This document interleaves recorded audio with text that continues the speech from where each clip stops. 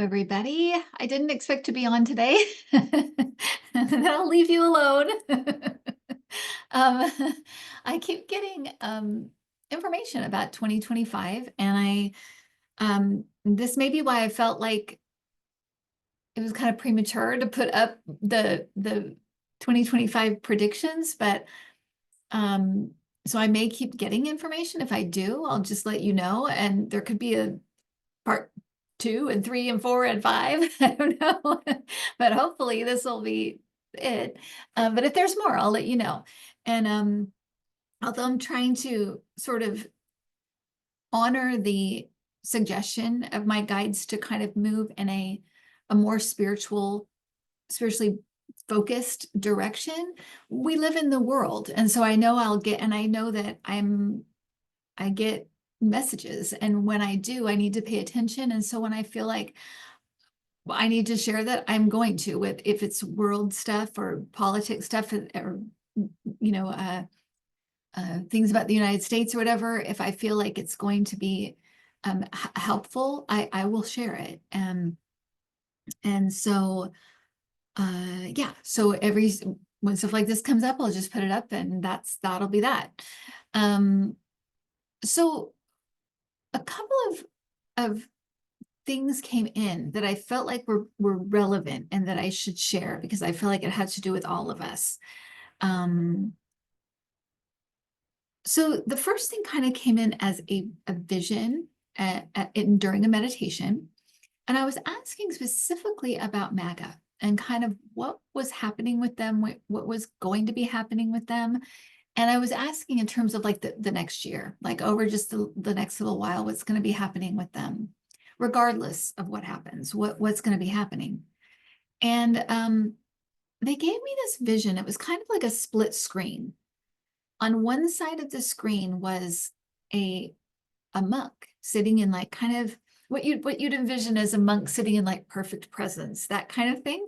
So it was a monk sitting in like perfect presence. And I mean, his hands up like this, and was sitting in the kind of the lotus position, or and and on the other side of the screen were people that I knew were Maga, or that section of people that are involved in that, and just like fighting, and then kind of resting, and then fighting, and then resting. And this went on and on. And I just thought, well, this is how it's going to be. And then during one of the rest periods, one of them noticed the monk sitting there.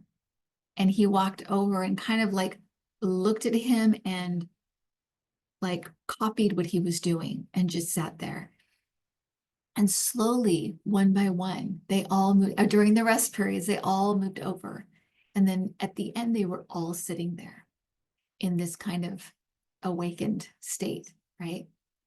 And what I had to, once I pondered this, I thought what it was telling me and what I felt like was that during this period, there's going to be a lot of chaos for them.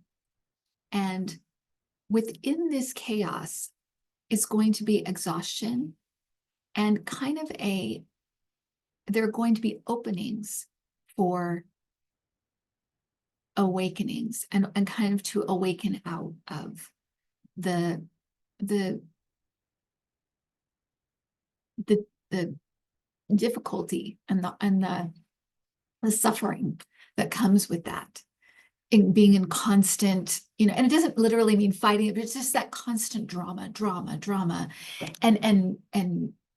and infighting, and all of this, struggle, and all of this stuff, and even just the mental stuff, of having grudges and hate and anger and all that. There will be these openings at point, because of the exhaustion of it, to awaken, or to have something come in that helps that. And what I was getting was that we are part of that, and not that we're the perfect monk sitting in perfect presence, but that that is it. the monk was representing people that are on a spiritual path and have a more spiritually based kind of way that they're living, and kind of a like spiritual seekers, basically. And that we as individuals would have these, right? Because it's one person, it was one person sitting there, right? So we as individuals are going to have these openings to be able to share or to be able to help. And kids outside, sorry about that. It is New Year's Eve. But we're going to have these openings of to be able to share or given ideas or to be, or just to be an example. All of us will. And what's incumbent upon us, and this is why he was sitting in that stillness, is for us to work on our own connection and to stay connected. That's going to be on us, so that when we have those openings, we'll be able to see it and take advantage of that opening to share or to help, and we'll recognize it as an opening, right? So what this might look like on just like a practical everyday level is you're sitting with your sister-in-law and she says something like, oh, I'm just exhausted by all of this, the news and the chaos, it's just all getting too much. And then you say something like, well, it's funny because when, I was having a lot of anxiety, I started doing meditation and it really helped me. Or I have this one guided meditation that might be really good for you right now because it really helps to kind of get you to sleep at night or whatever. Or it helps with anxiety, or it helps with worry or whatever. You'll be able to recognize that opening and then move into what is the right thing to say, or what is the best thing to say at this moment. It will come to you because it will be coming from a higher place. But the way that happens is that we have to kind of stay connected and work on our own practice every day. What does that look like? Setting up your own spiritual practice every day. And that it needs to be something that's very you. So, and it's when you feel calm and peaceful, joyful, and connected to something bigger. So that for you, could be, well, for me, it's prayer, it's meditation, it's housework. Why housework? I don't know, but it's something I do every day. And it's something that helps me, that I know I can get into kind of a meditative state. And there are certain household chores I really enjoy. And so music's another one for me. Being with the pets, being outside, doing orb work, being in water or around water, but these are very me. These are very me things. Yours might be something like being in nature or sitting by a specific tree or sitting with your pets and having your cat on your lap, or listening to different types of music, or but whatever it is, it kind of brings in that feeling of connectedness, some kind of deeper kind of joy, not happiness, but joy, just like love and contentment, that kind of just everything's great, everything's okay kind of feeling. And that also connectedness with something bigger. Art, gardening, sometimes those things are the things that help us to feel that. Whatever it is, it's going to be very you, something that you love and that you like and enjoy. But it has those components to it. It also has a type of presence, a type of something that brings you to the here and now. And it's usually because you enjoy this thing or you like this thing. So you're very present with it. And so, so be thinking about that if you want to. This is not, I'm not preaching. I don't want it to come off preachy, but I'm just telling you that this will be happening. And if you want to be part of that monk, be that monk for people, It'll also come in the form of just being an example. You know, people might see you just in the park or at the store and be like, gosh, you look so relaxed. So, you know, what do you do? Or what do you, well, I do yoga every day, and that really does, help. And it's, it's a crazy time and whatever.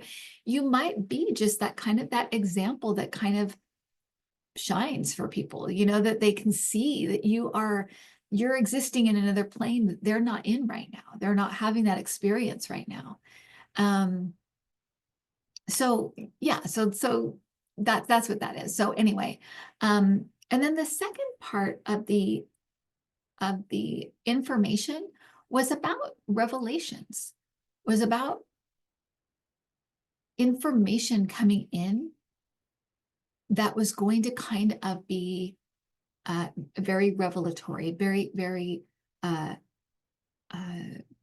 it felt like, because they showed me like the unsolved mysteries. So it felt like old stuff, like stuff that we've been wondering about, or we didn't, or maybe new stuff that we always wondered about, that kind of thing.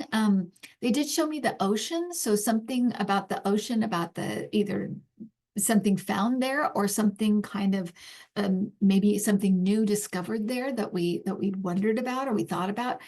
But it felt like, but the point of it is not that, because it is part of like this unearthing, right? It's all about the stuff coming up. Everything's coming out. Everything's coming out. You can't stop it. So don't have any secrets right now because it's all coming out. But it it felt like the reason for all of this and the reason for this particular stuff, and I felt like 2025 is going to be one of those weird years where it's just like, we found this out, we found this out. And that's what happened to Jimmy Hoffa or whatever. So it's like all this stuff's going to be coming out. But it felt like the reason why was because it was going to kind of show us that, number one, we need to look for answers within. We need to go within, and that we need to go within without going through fear. We need to kind of put fear aside to find those answers. And to know that we have we have the information within us. We have that knowing within us.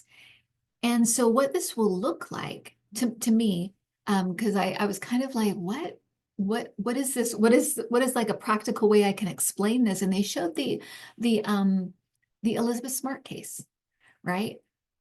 So Elizabeth Smart, if you don't remember, she was kidnapped out of her bed in the middle of the night. It was horrible when it happened.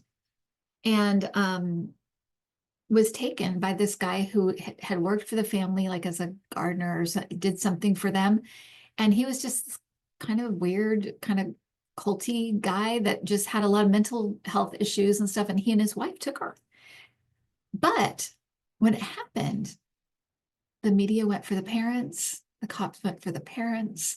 They started digging up dirt on the parents, and then the parents were cleared. But basically the sentiment was like, oh, they probably did something, or oh, that was a kind of a popular opinion at the time.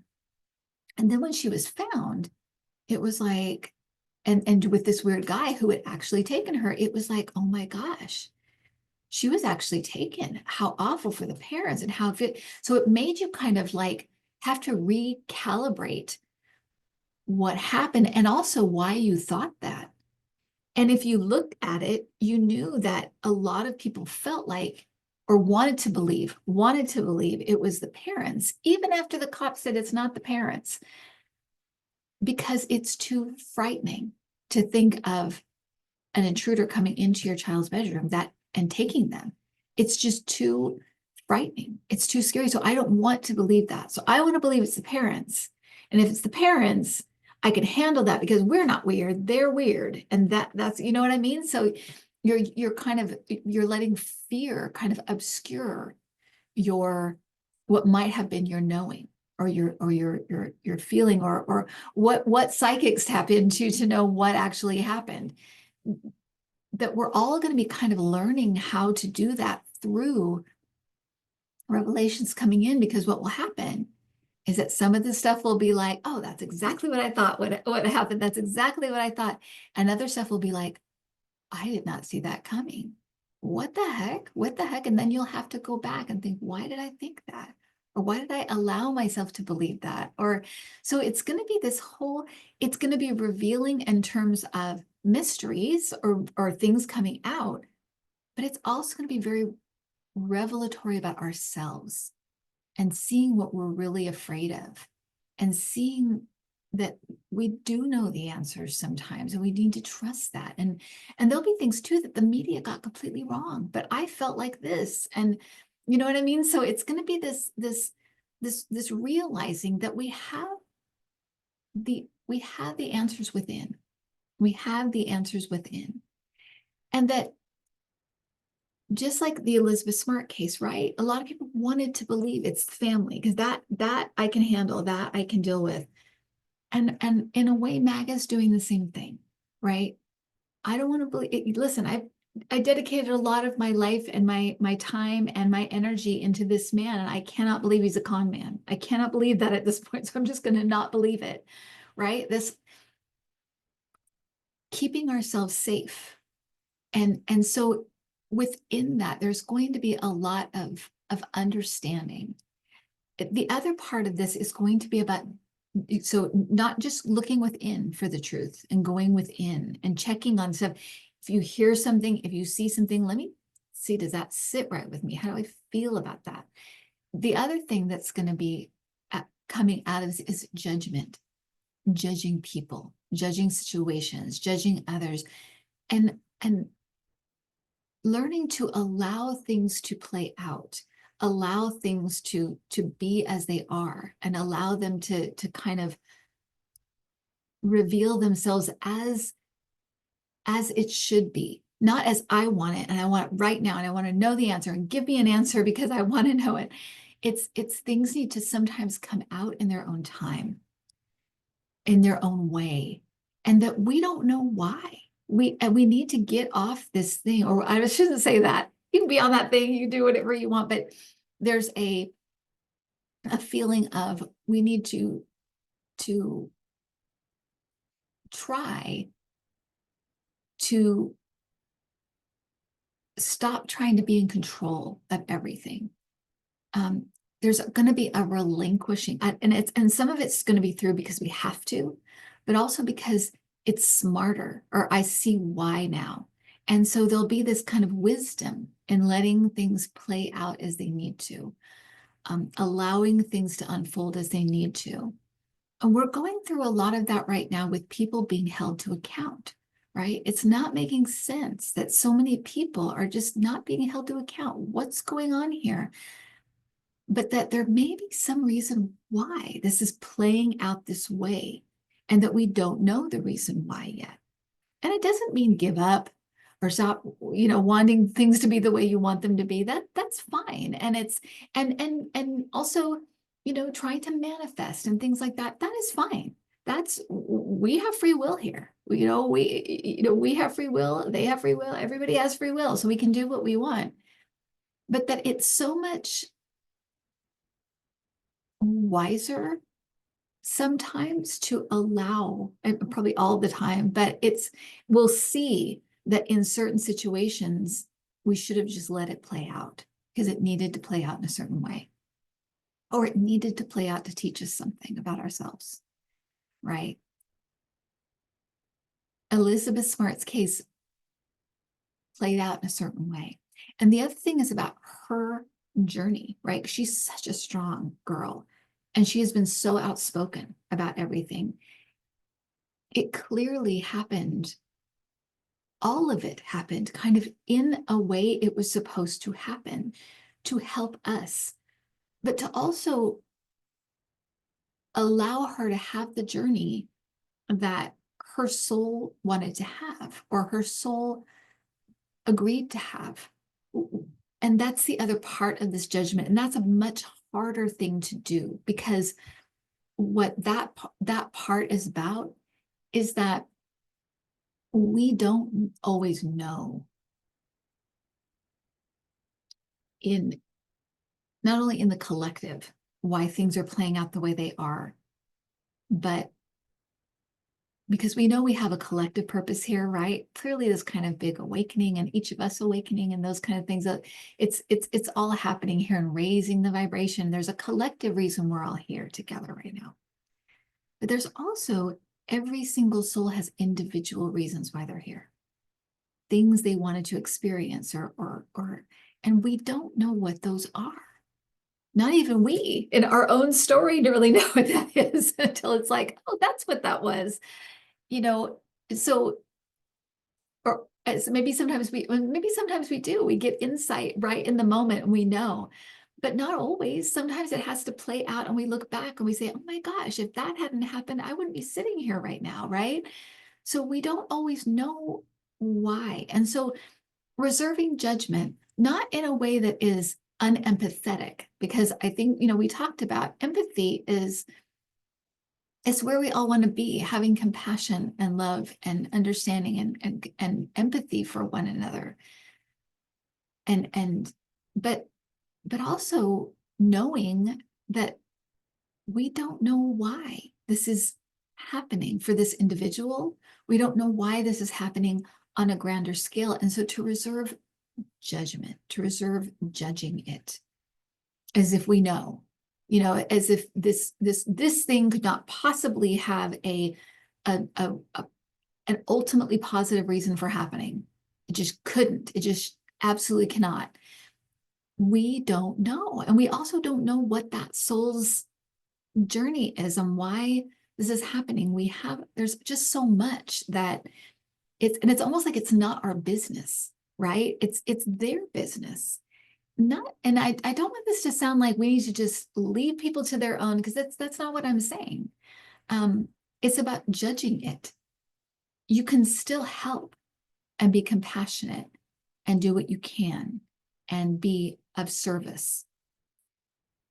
But the judgment part, the thinking that we just know, and then as things play out in a way that we don't like or we think is wrong, just getting that kind of harumph, kind of like, well, having that wiser part of us, again, that daily spiritual practice, being able to link into that and know that there's something else going on here because this makes no sense.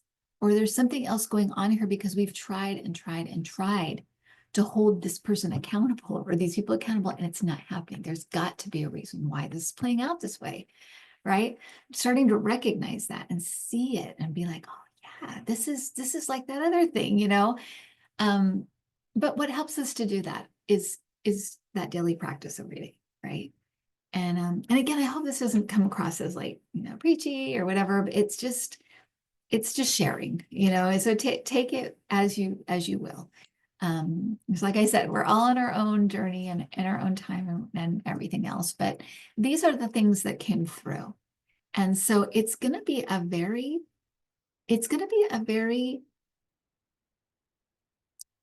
it does feel like our senses and how we think things should be is going to be rocked. There's going to be lots of, whoa, I didn't see that coming, in good ways and in negative ways, or in challenging ways, right? But that it's all leading to a lot of things about looking within, looking within, linking up to know the wiser, better path or the better way to go or the right thing to say or the right thing to do. And also this idea of not judging individuals and not judging the way things happen, the way things are playing out. And like I said, it doesn't mean not caring or not having empathy or anything like that. It just means being able to see that with different eyes, with in a way a higher purpose kind of a way. And I don't understand it now, but I will. There's something here that's just different. And again, that's that going within and kind of knowing that there's something else happening here that I don't understand, but I'm going to trust and allow it to be as it is, because that's where we are, right? Otherwise, there's this constant with life, and it's exhausting to be that way, to live that way. And it's also not, it's it's a very 3D way of being, a very ego-based way of being, just it has to be my way, that I want it now, I want this to happen now, and this should go this way. And it's like, no, you're not in charge. There's bigger stuff going on. So anyway, well, I just wanted to wish everybody a happy new year. And as I get these updates, I'll just put them up, and it'll be what it is. I'm trying to just kind of, again, just like allowing it and be what it is. And hopefully it will be helpful to people. Yeah, so have a great and happy new year. I hope that 2025 is a year of growth and love for yourself, for your loved ones, for your community, that wonderful things happen. It's going to be a really interesting, and I think kind of groundbreaking year in a lot of ways. And so I hope that for you, it is one that is wonderful in all ways possible. Okay. All right, everybody, take care. We'll see you again. Bye-bye.